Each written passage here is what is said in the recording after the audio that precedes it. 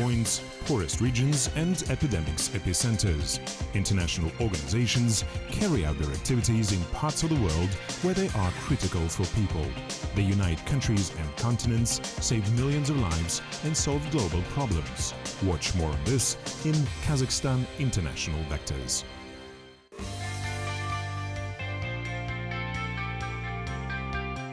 The preparation of ECMWF member countries to the climate change is underway.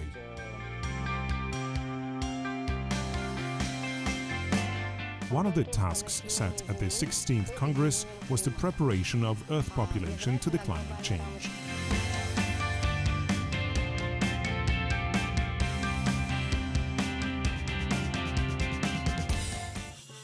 The first attempts of weather forecasting were made by people in ancient times. Predictions of voodoos, superstitious beliefs and sky observation were the main tools of weather forecasters. In the 17th century, thermometers, barometers and precipitation gauges were invented, which made forecasting more precise.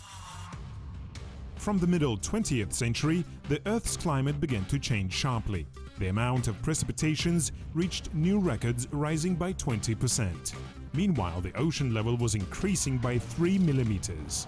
These, at first glance, small figures can be the cause of inundation of entire islands within the nearest 15 years. The climate change in the late 20th century led to a number of natural disasters. Thus, in the middle of the 1970s, the unprecedented rainfalls hit the Indian state of Western Bengal, killed almost 1,500 people. Another 15 million were left homeless. It is common knowledge that people's life activities depend on weather. Battling against it is impossible. However, according to experts, there are chances of warning people about upcoming disasters and predicting tragic consequences. Major investments into meteorology and climatology have made modern 5-day forecasts precise and reliable like 2-day forecasts 20 years ago. But due to the climatic changes, the economic losses of floods, droughts and storms are now estimated at trillions of dollars.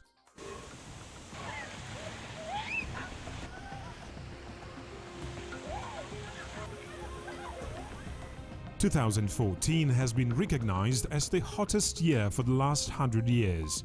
The abnormally high temperatures in Argentina provoked the mass migration of poisonous snakes and scorpions to the neighboring countries.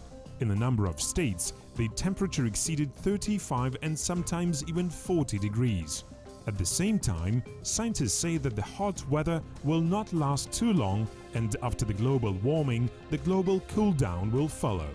Moreover, such a phenomenon could already be observed in Europe, North America and Greenland in the late 17th century. So how can we get prepared to sharp temperature changes, and who will help us to battle against the climate change? In the middle of the last century, the accuracy of weather forecasts throughout the world was 25%. By now, this figure rose to 90%. The European Center for Medium-Range Weather Forecasts is considered the world's largest meteorological station. There is situated the equipment which monitors weather in 30 countries of the region. The accuracy of ECMWF, tomorrow's forecasts, varies between 96 and 98%. The precision of 5-day forecasts is 80%. The likelihood of long-term forecasts is even lower and makes up 60 to 70%. People of Kazakhstan got used to variable weather. In winter, the temperature in the north of the country drops below 30 degrees. In the meantime, southern regions in summer often experience 30-degree heat. At the same time, the amount of precipitation is comparatively low. It is also unique that the temperature difference during one day can make up 10 degrees Celsius. And forecast accuracy varies between 80 and 100%, says meteorological service worker Arhan Janpeisov. We can monitor the direction of winds, cyclones and clouds. All that is recorded from space. Owing to these technologies, we can say without any doubt that Kazakhstan is by no means lagging behind developed countries.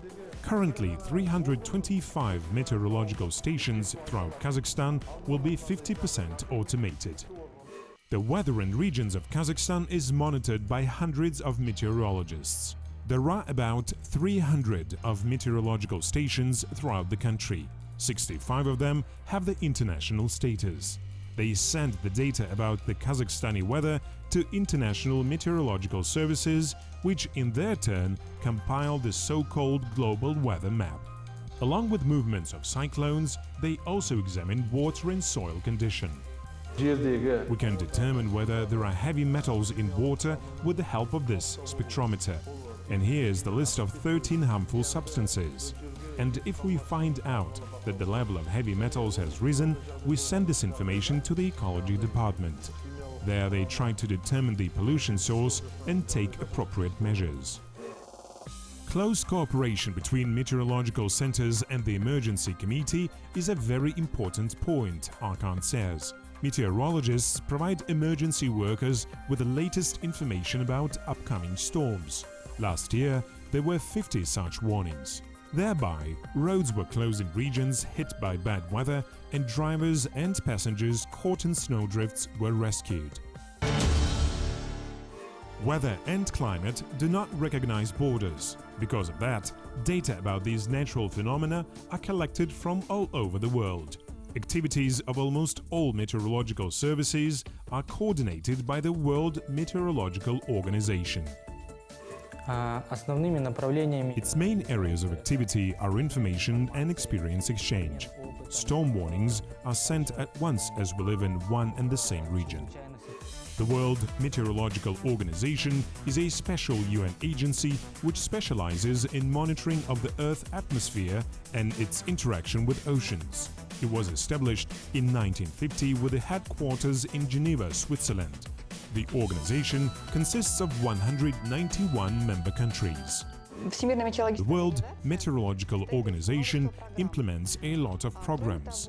In addition, the Special Congress has been established to coordinate the work of all meteorological services. The Congress members gather every 4 years. The last 17th Meteorological Congress took place in 2015 in Geneva. One of the principal tasks set on the last Congress is to prepare the world population to the climate change.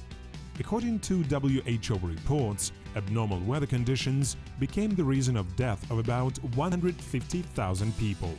Because of that, training of meteorologists, medical workers and many other specialists to the upcoming changes has become a vital issue. All that is spelled out in the Global Framework for Climate Services. Under this framework, the program for modernization of hydrometeorological service has been functioning in Central Asia, in particular in Kazakhstan, Uzbekistan, Kyrgyzstan and Tajikistan for more than 3 years. The program is sponsored by the World Bank. Along with that, the Severe Weather Alerts program has been adopted under this strategy. It was developed for countries which are often hit by natural disasters such as hurricanes, tornadoes, droughts and tsunamis. Special attention is given to the situation in Africa.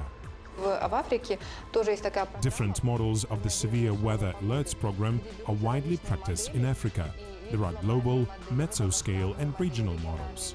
The results of this modeling are sent to the Hydrometeorological Center of Africa, which then sends the data to other countries.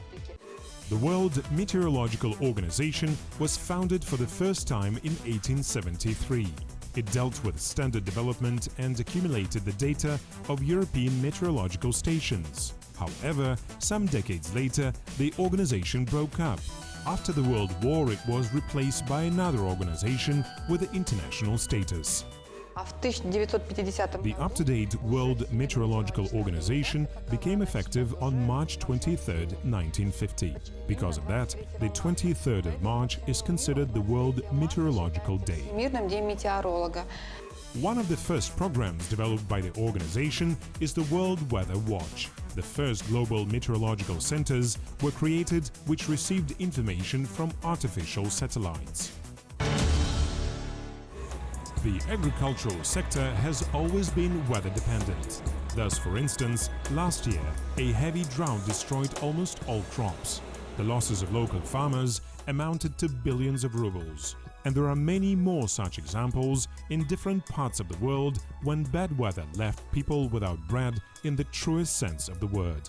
To minimize the risks by any means, farmers from all over the world rely on data of domestic meteorological services, which in their turn work under the World Meteorological Center's program Agricultural Meteorology.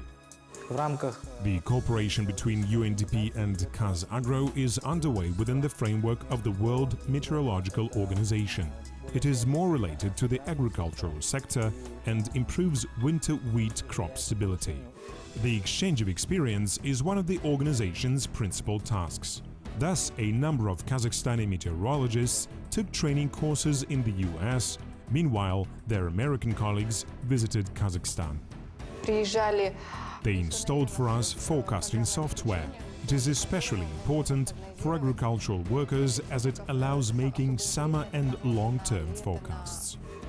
The establishment of the Coordinating Committee on Hydrometeorology and Pollution Monitoring of the Caspian Sea, or CASPCOM, is another international global project of the World Meteorological Organization.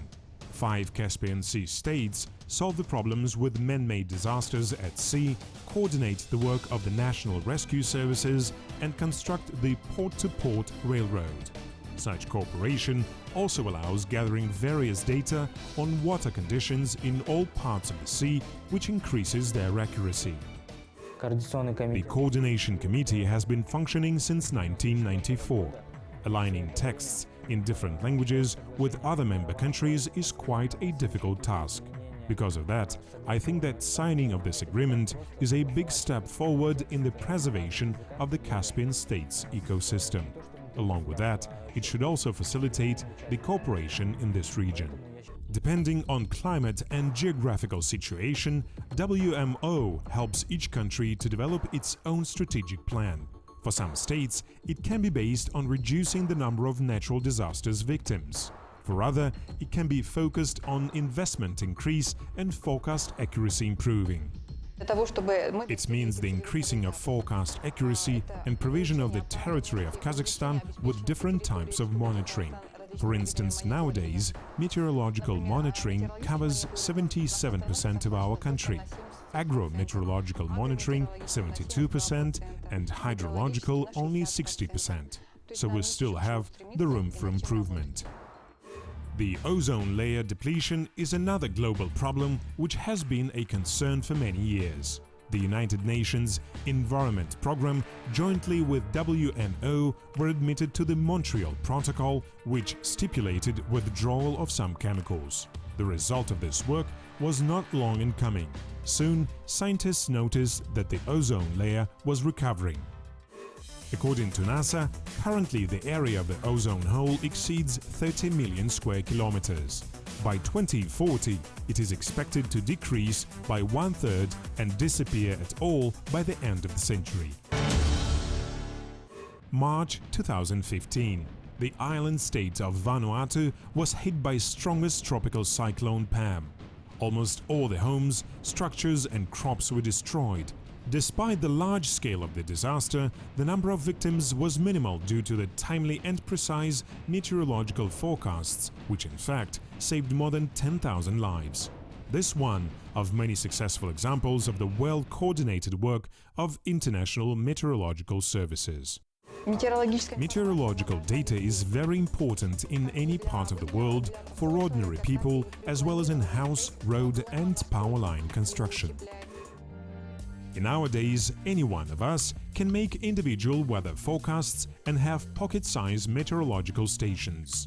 Thus, one of the smallest stations was recently invented by American and Thai developers. The device measures the air temperature, humidity and the level of ultraviolet radiation. All the information is updated every 15 minutes and obtained by means of a proper mobile application.